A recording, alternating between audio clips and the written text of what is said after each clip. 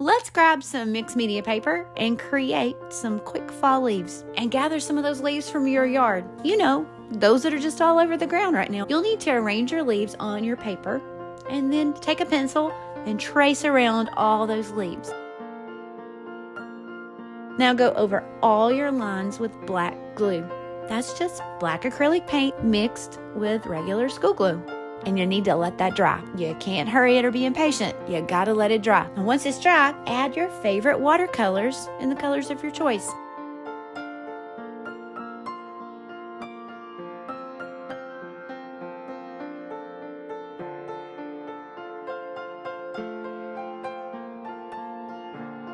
That's it. Kind of looks like stained glass, doesn't it? God gave you lots of color to use in the world all around you.